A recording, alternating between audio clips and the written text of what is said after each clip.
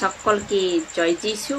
আজকে টপিক হলো study on 4 gospel. এ কোনটা? 4 অধ্যায়। কোন কোন? মথি, মার্ক, লুক এন্ড জন। একে বাংলাতে লেখা আছে 4 সুসমাচার পুস্তকের ওপর অধ্যয়ন। মথি, মার্কুস, লুক ও যোহন। তো এই টপিকের ওপর আজ কথা বলবো। তো সবার প্রথমে যে ব্যক্তির কথা আমি বলছি, যার নাম হলো যিশু। ইংরেজিতে বলে জিজেস, আর ইব্রানিতে বলে ইব্রানি, ইউনানি, আরামিক এর ডিফারেন্ট ট্রান্সলেশন যখন আসে ওর অনুসারে যিশুকে যেভাবে বলা হয় ওইভাবে বলে। এই ব্যক্তি পুরো দুনিয়াতে হালচাল মাচা দিয়েছিল, তখনও আর এখনো। আর যতক্ষণ না যিশু আসছে ততক্ষণ পর্যন্ত। হ্যাঁ বন্ধুরা, আপনারা তালি দিয়ে যিশুকে মহিমা দিন। এরকম ব্যক্তি যাকে বলে যিশু, যাকে বলে জিজেস, এই ব্যক্তি তাহল মাচা দিয়া, যার সাক্ষী দিয়ে থাকে বা দেয় এই 4 পুস্তক মথি, মার্ক, লুক ও যোহন। এই 4 পুস্তকের মাধ্যমে আমরা যিশুকে জানতে পারি। সবার প্রথমে মার্কের পুস্তক। বাইবেলে যত স্কলার রয়েছে বলে কি প্রথম লেখা হয়েছে, কিন্তু সিকোয়েন্সে মথি প্রথমে আসে, 66 বুকস টোটাল, আর নতুন নিয়মে 27 বুকস। মথি প্রথম আসে, মার্ক দ্বিতীয়, লুক তৃতীয় আর যোহন চতুর্থ। মথিতে 28 অধ্যায়, মার্কে 16 অধ্যায়, লুকে 24 অধ্যায় আর যোহনে 21 অধ্যায়। এই 4 পুস্তকে যিশুকে জানার একমাত্র উপায়, দ্যাটস ইট। আমরা এই বাইবেলের মধ্যেই আমরা তা জানতে পারি। আপনার কাছে আর আমার কাছে যে জানকারি রয়েছে, যিশু কে ছিল, যিশু কিভাবে জন্ম নিয়েছে, যিশু কোথায় বড় হয়েছে, যিশু কি চমৎকার করেছে বা কি চমৎকার কি ছিল, যিশুর প্রচার কি ছিল, টিচিং কি ছিল, যিশু ক্রুশের ওপর কিভাবে মরেছে, কিভাবে জীবিত হয়ে উঠেছে, কিভাবে উঠিয়ে নিয়ে গেছে, এরপর যিশু কি পুস্তকের দ্বারা, এই আমরা যে বাইবেল পড়ি এর মধ্যে যে 4 পুস্তক রয়েছে, মথি, মার্কুস, লুক ও যোহন, এই 4 পুস্তকের দ্বারা আমরা জানতে পারি। তো এর অর্থ হলো যে কেউ মসিহকে ফলো করে। এর অর্থ কি না, যে কেউ মসিহকে ফলো করে। এখানে কোনো ধর্মের কথা বলেনি, এখানে কোনো ধর্মের কথা বলেনি। যে ব্যক্তি যিশুর পেছনে চলে, যিশুকে ফলো করে, ওই ব্যক্তিকে যিশুর কথা জন্য এই 4 পুস্তক পড়তে হবে এবং পড়া বহুতই জরুরি।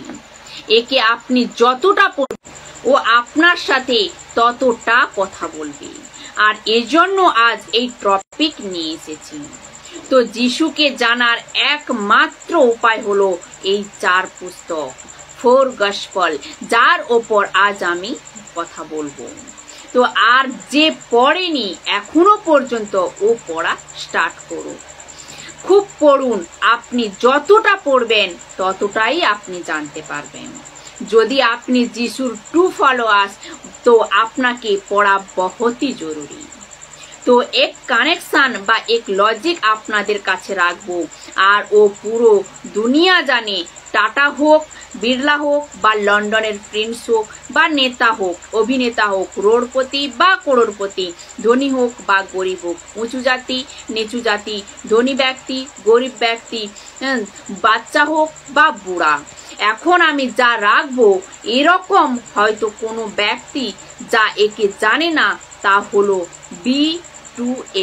BC to AD, অর্থাৎ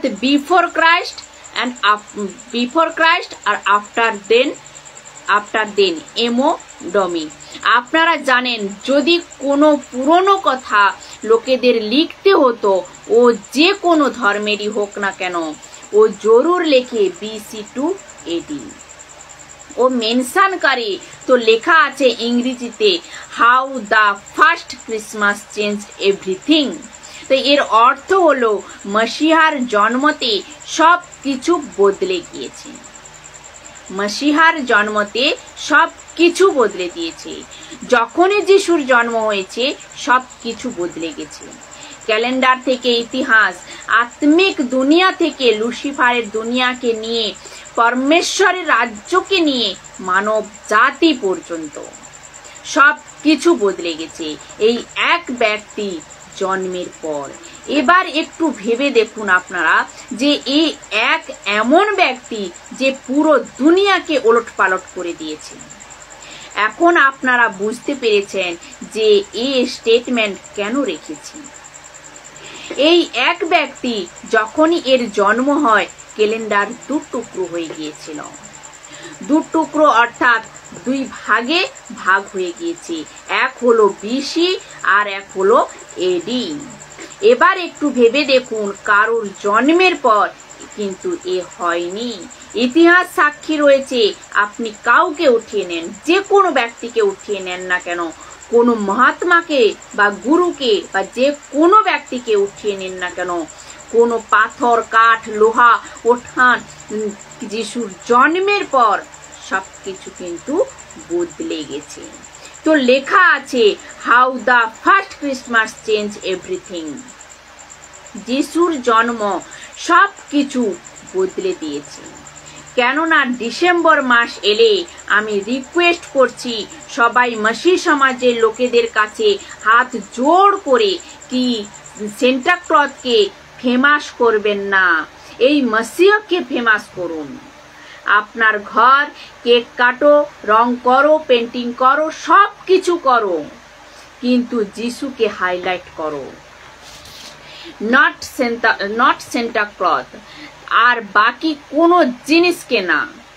আর যত মিডিয়াওয়ালা পর্যন্ত এই ভিডিও যদি পৌঁছয় তো ও শুনছে, তো ওকেও বলি কি যিশুকে হাইলাইট করো, সেন্টা ক্লজকে না বা অন্য কাউকে না। ও যে স্টার যা ঘরের বাইরে ঝুলানো থাকে ওকে হাইলাইট না, কেননা ও তো নিজের কাজ করে চলে গেছে। কিন্তু যারা রাস্তা দেখিয়েছে, যে রাস্তা দেখিয়েছে ওকে হাইলাইট করুন, ওকে ফেমাস করুন। আর ওর নাম হলো যিশু, জিজেস। তো মসিহার জন্মের পর সবকিছু বদলে গেছে। কোথা থেকে জানা যায়? এই চার পুস্তক থেকে। কোন চার পুস্তক? মথি, মার্ক, লুক ও যোহন। এই চার পুস্তক থেকে আমরা তা জানতে পারি। আমি কেন বলছি যে এই ব্যক্তি ওলটপালট করে দিয়েছে? তার কারণ হলো এই মসিহার জন্য কিছু লোক শহীদ হয়েছে। এই মসিহার জন্য কিছু লোক শহীদ হয়েছে। কত লোক মরেছে এই মসিহার জন্য। কিভাবে?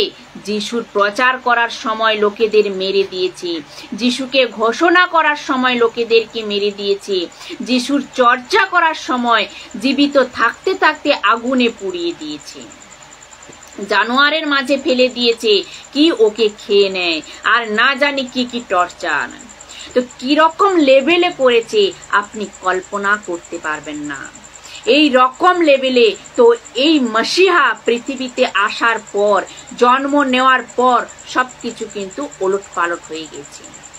আর দ্বিতীয়ত হলো পুরো দুনিয়ার নকশা বদলে দিয়েছে। পুরো দুনিয়ার নকশা বদলে দিয়েছে বিসি আর এডি। আর এখন যে বলছি ও হলো এই মসিহার জন্য মৃত্যু হয়েছে, শহীদ হয়েছে লোক। এরকম কেন? আমি বলছি কেননা এ মজাক নয়। যা প্রচার করছি এ কোনো চাঁদ মামার কোনো কাহিনী শুনছেন না, এ হলো সত্য ঘটনা। এই মসিহর জন্য যদি তখন, এখন আর আগেও যদি যেতে দিই বা দেওয়া হয়ে থাকে, কেন? কেউ তো পাগল নয়। যারা মারা গেছে ওরা তো পাগল ছিল না স্যার। ওরা সবাই নিজের জীবন দিয়েছে এই মসিহার জন্য। তো ভেবে দেখুন, কিছু লোক বলে থাকে, আপনারা ধ্যান দিয়ে শুনুন, আর কিছু কিছু লোক হয়তো নারাজ হয়ে পড়বেন, নারাজ হয়ে যাবে। কোনো প্রবলেম নেই তাতে।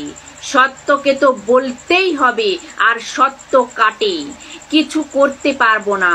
কিছু লোক বলে কি যিশুকে মানা মানে বিদেশি ভগবানকে মানা, যাকে ইংরেজিতে বলে ফরেনস গড।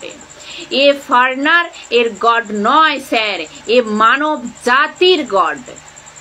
বন্ধুরা, আপনারা যারা যারা শুনছেন প্লিজ আপনারা কমেন্টে জানান এবং লাইক করুন, যাতে আমি বুঝতে পারি যে আপনারা জুড়ে রয়েছেন।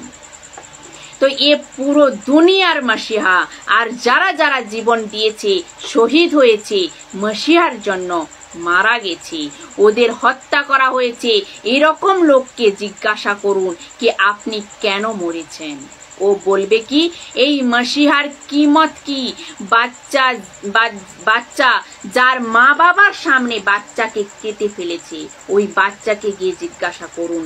বাচ্চার সামনে মা বাবাকে জীবিত পুড়িয়ে মেরেছে, ওদের গিয়ে জিজ্ঞাসা করুন কি এই মসিহার মধ্যে কি কথা রয়েছে।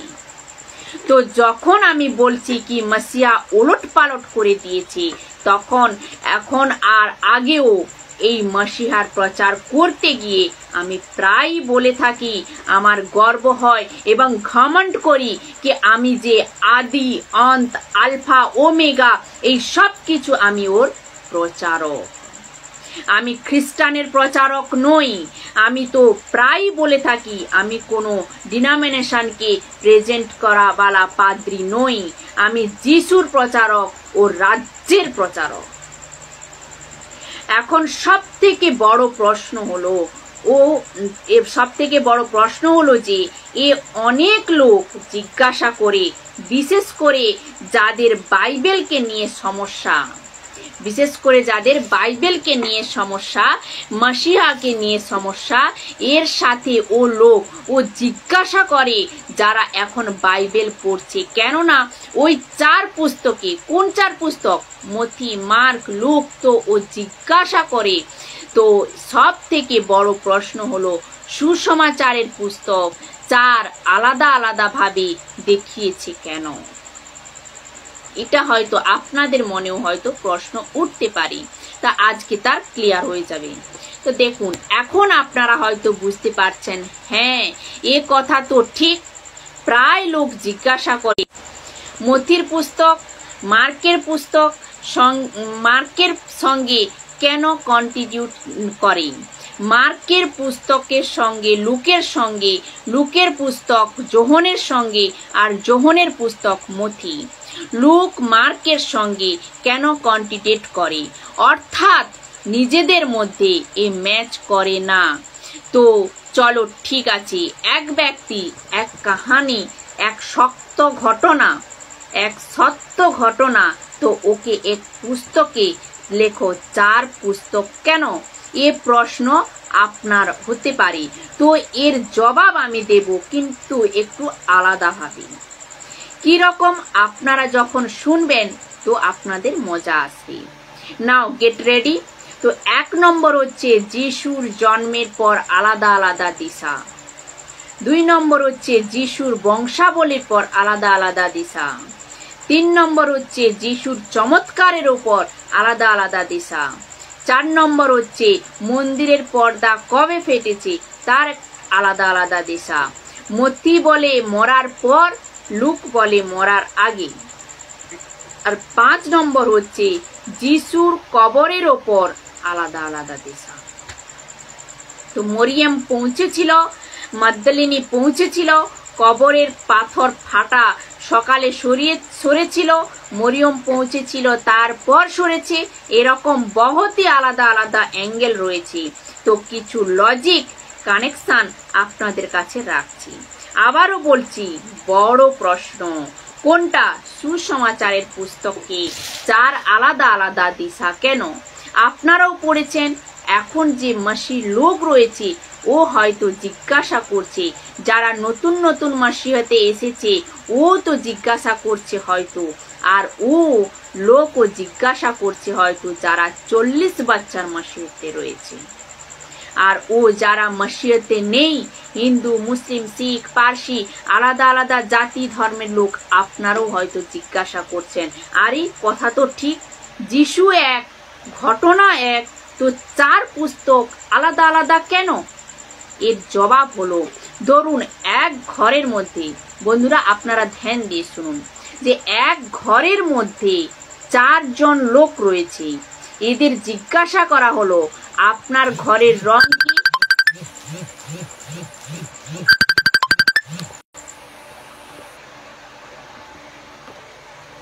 তো জিজ্ঞাসা করা হলো যে আপনার ঘরের রং কি? একজন বলল লাল, দ্বিতীয় জন বলল বেগুনি, তৃতীয় জন বলল নীল, আর চতুর্থ জন বলল কালো। এরকম কিভাবে হতে পারে?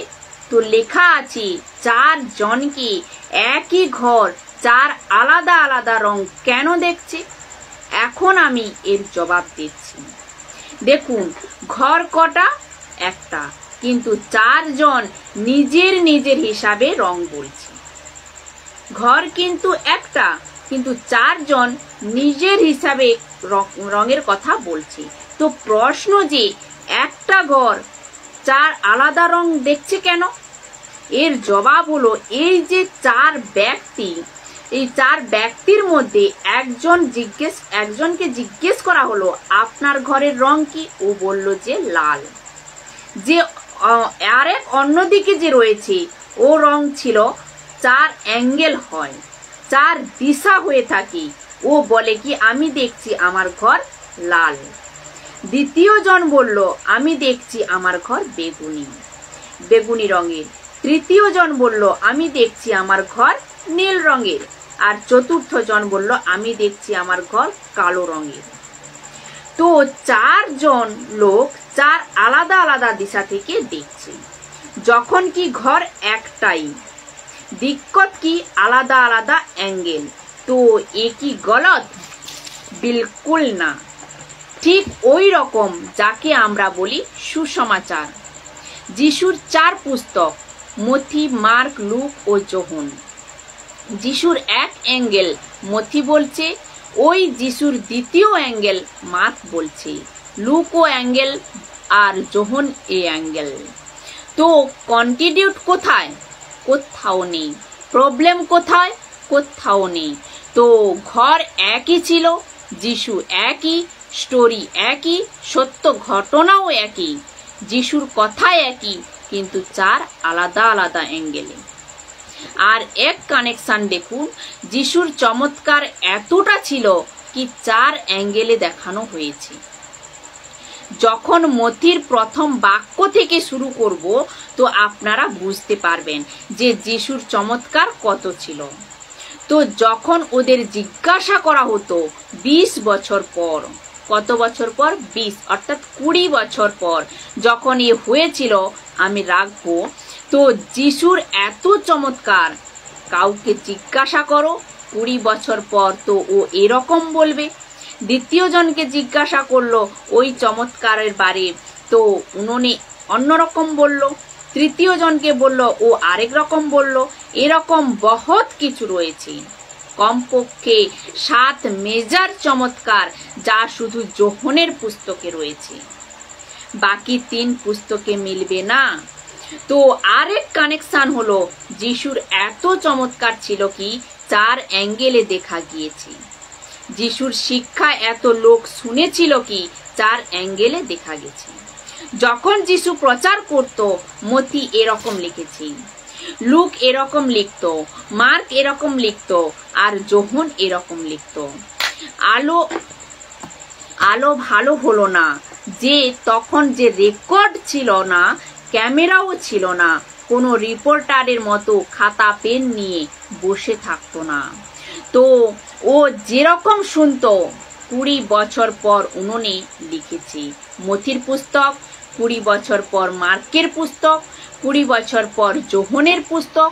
তো ওই সময় ওদের মাথাতে পবিত্র আত্মা যা বলেছে বা ওদের যা মনে করিয়েছে, এমনকি যিশুও বলেছিল আমার যাওয়ার পর পবিত্র আত্মা আসবে আর ও সব বলবে। তো এজন্য যিশুর চমৎকার ওকে রেকর্ড করা হয়েছে 4 অ্যাঙ্গেলে। যিশুর শিক্ষা 4 অ্যাঙ্গেলে। আর ও এক কানেকশন দেখুন, যা আপনাদের কানেক্ট করে। মথির পুস্তক যখন লিখেছিল, মথি ও নিজে এক ইহুদি ছিল। তো মথি যখন পুস্তক লিখেছিল 28 অধ্যায়, তো ইহুদিদের দৃষ্টিকোণে লেখা হয়েছে, জুইস কনসেপ্টে লেখা রয়েছে। কিভাবে? বহুতই কিছু, যা আমি আগে বলবো। তো মথি 2 অধ্যায় 2 নম্বর বাক্যে কি বলছে দেখুন। ইহুদিদের যে নতুন রাজা জন্মেছিল, তিনি কোথায়? কারণ পূর্ব দিকে আকাশে আমরা তার তারা দেখে তাকে প্রণাম জানাতে এসেছি। ইহুদি জুইস এই কনসেপ্ট তো মথির পুস্তক ইহুদিদের দৃষ্টিকোণে লেখা গেছে। আপনারা যারা যারা এখন আমাকে দেখছেন, শুনছেন, ধ্যান দিন। যতটা আমাকে শুনছেন, একটা কথা মনে রাখবেন, আমিও রাখি, কি মথির পুস্তক পড়ার সময় আপনাকে ইহুদি দৃষ্টিকোণ মাথাতে রাখতে হবে। তো পড়ার সময় ও ইহুদির হিসাবে মথি লিখছে, তো যিশুকে যখন পেশ করছে, তো ইহুদির দৃষ্টিকোণে পেশ করছে, কেননা ও নিজে এক ইহুদি। তো 20 বছর পর যখন ও মথির পুস্তক লিখেছিল, যিশুর সব ঘটনাকে 20 বছর পর, তো উन्होंने ইহুদিকে ধ্যানে রেখে কথাগুলো লিখেছে। ওর প্রুফ হলো এই বচন, মথি 2 অধ্যায় 2 নম্বর।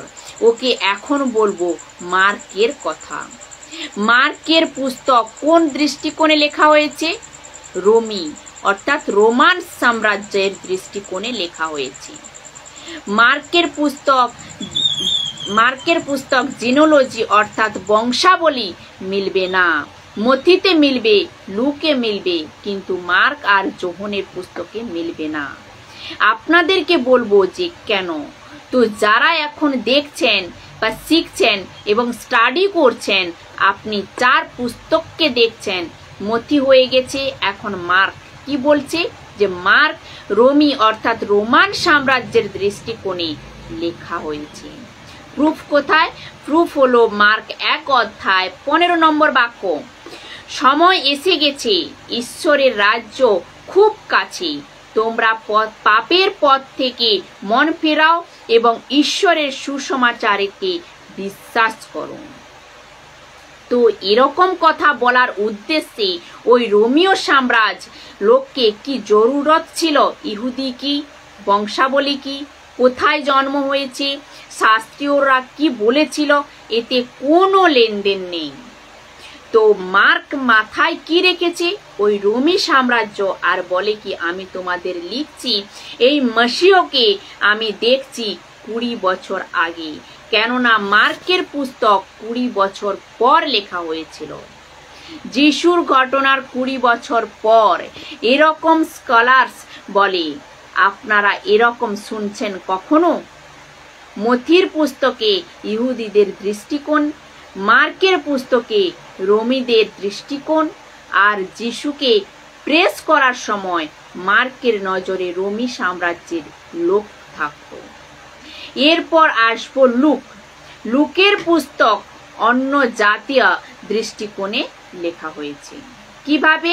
প্রুফ দেখুন, লুক 19 অধ্যায় 10 নম্বর বাক্য। কারণ যা হারিয়ে গিয়েছিল তা খুঁজে বের করতে ও উদ্ধার করতেই মানবপুত্র এ জগতে এসেছেন। এই পুস্তককে আপনি অনেক উদাহরণ, অনেক কাহিনী মিলে যাবে কি খেতে লুকোনো ধন সম্পদ, এক মেমনা হারিয়ে গেছে। প্রভুতে যখন কেউ মন বদলায় অর্থাৎ প্রভুকে স্বীকার করে, তো স্বর্গরাজ্যে আনন্দ মানানো হয়। লুক 15 অধ্যায় 10 এরকম সব কিছু মিলে। তো কার দৃষ্টিকোণে? অন্য জাতি।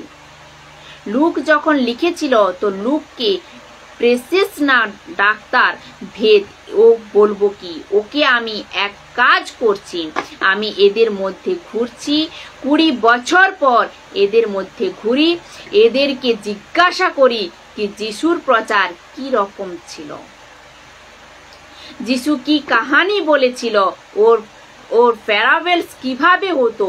তো উन्होंने অন্য জাতিকে দৃষ্টিকোণে রেখে লিখেছিল। এর প্রুফ হলো এই বাক্য। কোন বাক্য? লুক 19 অধ্যায় 20 নম্বর বাক্য।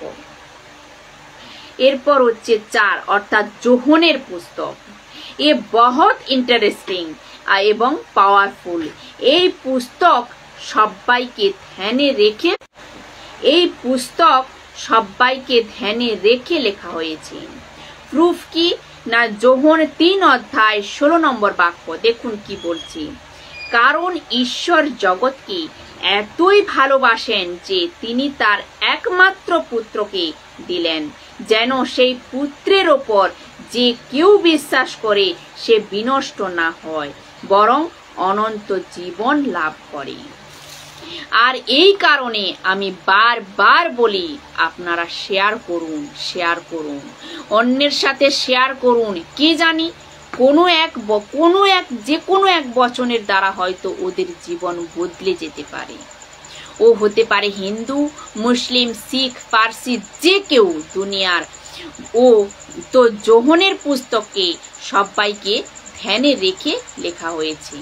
তো আমি আবারও বলছি, মথির পুস্তক ইহুদিদের দৃষ্টিকোণে লেখা হয়েছে, মার্কের পুস্তক রোমি সাম্রাজ্যের দৃষ্টিকোণে, লুকের পুস্তক অন্য জাতির দৃষ্টিকোণে, আর যোহনের পুস্তক সবাইকে ধ্যানে রেখে। এই 4 পুস্তক যিশু উঠে যাওয়ার 20 বছর পর লেখা হয়েছে। তো আপনারা যখন বাইবেল পড়েন, বিশেষ করে নতুন নিয়ম 4 পুস্তক, তো আপনাদের মাথাতে রাখতে হবে কি আমি যে স্টোরি পড়ছি ও স্টোরি অন দা স্পট লেখা হয়নি। যিশুর চমৎকার অন দা স্পট লেখা হয়নি। 20 বছর পর ইতিহাস বলছে, আপনাকে এর মাথাতে রাখতে হবে। আপনি যখন পড়েন তো আপনাকে সাহায্য করে যে কাহানি 12 বছর লহু বাইয়েছিল, এর কি বেটি, মার্থা মারিয়ামের ভাই, বিধবার বেটা, দুষ্টাত্মা বের করানো, অন্ধ দেখছে, ল্যাংড়া চলছে, বা যিশুর বহুতই সারি প্রচার। আপনি যখন শুনেন, পড়েন, আপনার মাথাতে এ রাখতে হবে যে আমি যে পুস্তক পড়ছি ও 20 বছর পর লেখা হয়েছে। আর কি রকম হালাতে লেখা হয়েছে আপনাদের কাছে রাখছি। ওই 20 বছরে কিছু শিষ্য শহীদ হয়ে গেছে। ওই 20 বছরে যিশু উঠিয়ে যাওয়ার পর, যাকে বলে অ্যাসেনশন অফ জিসাস ক্রাইস্ট, এরপর কালেসিয়া কিরকম সাতাও থেকে কাটিয়েছে আপনি ওকে আন্দাজা লাগাতে পারবেন। এক ব্যক্তি ছিল, ওর কথাও বলবো, শাউল, কিরকম ভাবে লোকেদেরকে সাতাতো আমি ওর কথাও বলবো। এটা মাথায় রাখবেন। এই 20 বছরে যিশুর সাথে চলা ব্যক্তি যাকুব, স্টিফান, আরো কিছু শিষ্য যার রেকর্ড আমাদের কাছে নেই। তো এরকম করে আপনাদের মাথাতে এ রাখতে হবে, এই 4 পুস্তক যিশু উঠিয়ে যাওয়ার পর 20 বছর পর লেখা হয়েছে। এই 20 বছরে তো কিছু শিষ্য শহীদ হয়ে গেছে। তো যিশুর সাথে চলা ব্যক্তি এখন যার প্রবলেম, মথিকে টোটাল ডেটা কালেক্ট করতে, ও আগে ওকে জিজ্ঞাসা করব, জানতে পারলো তো ও মারা গেছে।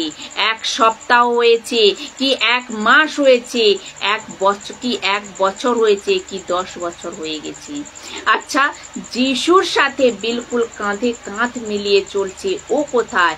ওকে ধরো, ওকে জিজ্ঞাসা করো, ওর থেকে ডেটা জমা করো। এরকম করে 4 পুস্তক আপনাদের কাছে, আমাদের কাছে পৌঁছেছে 20 বছর পর। কখনো কিভাবে দেখেছেন, কখনো কি ভেবে দেখেছেন এই কথাকে? ভাবুন, একটু ভেবে দেখুন, এই 20 বছরে কিভাবে সাতাওর মধ্য দিয়ে কাটিয়েছে এক ঝলক এই বাক্যে মেলে। প্রেরিতকে কাম 8 অধ্যায় 1 নম্বর বাক্য। দেখুন কি বলছে, সেই দিন জেরুজালেমে মণ্ডলীর প্রতি বড়ই তাগড়া উপস্থিত হইল। তাহাতে প্রেরিত বর্গ ছাড়া অন্য সকলে জিহুদিয়া ও সমরিয়ার জনপদে ছিন্ন ভিন্ন হইয়া পড়িল। 3 নম্বর বাক্যে বলছে, কিন্তু শৌল মণ্ডলীর উচ্ছেদ সাধন করিতে লাগিলেন, ঘরে ঘরে প্রবেশ করিয়া পুরুষ ও স্ত্রীলোক দিগকে টানিয়া আনিয়া কারাগারে সমর্পণ করিতে লাগিলেন। এখানে এই বাক্যের উপরে ধ্যান দিন, পুরুষ ও স্ত্রীলোক। এই বাক্যে লেখা আছে পুরুষ ও স্ত্রীলোক, অর্থাৎ কলেসিয়াকে চালানোর বালা পুরুষ ও স্ত্রী ছিল, আর কলেসিয়াকে চালানো বালি স্ত্রী ছিল। চালানো বালা পুরুষ আর চালানো বালি স্ত্রী ছিল। এই জন্য কিছু মূর্খ লোক বলে থাকে কি, স্ত্রী কিভাবে কলেসিয়া চালাতে পারে? তো এই বচন কি, এটা কি? তো এখানে ঘরে ঘরে প্রবেশ করে পুরুষ ও স্ত্রীকে টানতে টানতে বন্দি গৃহে বা কারাগারে সমর্পণ করত। কে? শৌল। পৌল যে পরে বেনেছে শাউল। এখন আপনারা বুঝতে পেরেছেন, যখন আমি বলেছিলাম কি 20 বছরে কিছু শিষ্য শহীদ হয়ে গেছে, এখন আপনারা বুঝতে পেরেছেন যে সত্যি এদের এরকম হালত হয়েছে। যার সুসমাচার পুস্তকটি লেখা হতো তো তখন যখন যিশুর কথা বলা ব্যক্তিকে মারা হতো বা মেরে ফেলতো, প্রথম সেঞ্চুরির কথা বলছি। তো যে সুসমাচারকে আপনারা পড়ছেন, মথি, মার্ক, লুক ও যোহন, এরকম টাইমে লেখা হয়েছে 20 বছর পর, যেখানে যিশুর কথা বলা ব্যক্তিকে হত্যা করে ফেলতো। প্রুফ কি? প্রুফ হলো প্রেরিতকে কাম 4 অধ্যায় 18 নম্বর বাক্য। তাহারা উহাদিগকে ডাকিয়া এই আজ্ঞা দিলেন, তোমরা যিশুর নামে একেবারেই কোনো কথা বলিও না, কোনো উপদেশও দিও না। রাস্তায় ঘরে বাইরে কিছু বলা যাবে না, আর বলা তো দূরের কথা, শেখানোও যাবে না, উপদেশও দেওয়া যাবে না। যিশুর চর্চা যেন না হয়, এরকম মহলে এই 4 পুস্তক লেখা হয়েছে। আপনারা একটু ভেবে দেখুন, এই পুস্তককে লেখার সময় লোকেদের জীবন চলে গেছে, একে লেখার সময়, রেকর্ড করার সময় এখন আপনাদের কাছে লাড্ডুর মতো আজ আপনাদের কাছে রয়েছে। পয়সা দাও, বাইবেল নাও, বলছে পয়সা দাও আর বাইবেল নাও। তো তা কি ও আলাদা আলাদা ট্রান্সলেশনে বিভিন্নভাবে সবকিছু রয়েছে, কিন্তু ওই সময়ে যখন এর অরিজিনাল ম্যানুস্ক্রিপ্ট লেখা হচ্ছিল গ্রিক ভাষাতে, ওই সময় এরকম হালত ছিল। আর কি রকম ছিল? মেরে ফেলতো। বলে কি, খবরদার, যিশুর চর্চা হচ্ছে তো খবরদার, যিশুর উপদেশ দেওয়া হচ্ছে তো একটু ভেবে দেখুন বন্ধুরা, একটু ভেবে দেখুন। মথি যখন কালেক্ট করছিল ডেটা, যিশুর জন্ম কিভাবে হয়েছিল, ও ব্যক্তি লুকিয়ে লুকিয়ে ভয়ে ভয়ে কিভাবে লিখত, একটু ভেবে দেখুন আপনারা। এখন আপনাদের বলা হচ্ছে বাইবেল পড়ুন, বাইবেল পড়ুন, আপনারা পড়েন না, কষ্ট হয় আপনাদের, ঘুম ভাঙে না, XYZ নানা রকম বাহানা।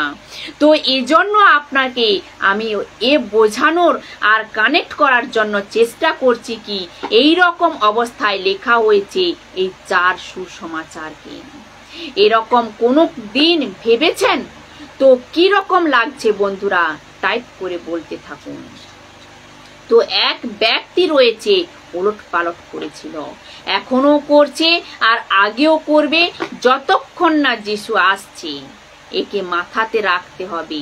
এখন এই সাতাওকে, যাকে বলে মহাক্লেশ, অনেক বেশি টর্চার কতক্ষণ চলছে? তো 3য় সদি পর্যন্ত কলেসিয়া ভয়ঙ্কর সাতাওর মধ্যে কাটিয়েছে, যতক্ষণ না কনসেন্ট্রেশন আসছে না, তো যতক্ষণ না পর্যন্ত কনসেন্ট্রেশন ডিক্লার করছে না কি খ্রিস্টানের প্রচার করা ব্যক্তিকে আর কোন রকমের জেল বা মৃত্যু বা সাজা বা ওদের জীবিত পুড়িয়ে মারা হবে না। এরকম ডিল পাস হয়ে গিয়েছিল রোমি সরকারের তরফে, আর ওখান থেকে সুসমাচার বড় জোর সে ফেলেছে। প্রথমেও ফেলেছে, কিন্তু ওর পরে ভয়ঙ্কর ভাবে ফেলছে। কিন্তু এর সাথে গড়বড় ও বহুত হয়েছিল, কেননা এ জুত মিলে গেছে। তো এক গ্রুপ এসেছে, উन्होंने বলে কি এক কাজ করো, 3 সদি অর্থাৎ 300 বছর পর একজন বলে আরে এখন তো আমরা মসিহি খোলাভাবে প্রচার করতে পারি, মসিহির প্রচার খোলাভাবে করতে পারি আর আমাদের বিশ্বাসকে ডিক্লার করতে পারি। চলো এক কাজ করি, লোকেদেরকে এক জায়গায় জড়ো করি বা লোকেদেরকে এক জায়গায় করি আর এক ঘর বানাই। বলে কি ঠিক আছে, তো ঘরে কি রাখবো?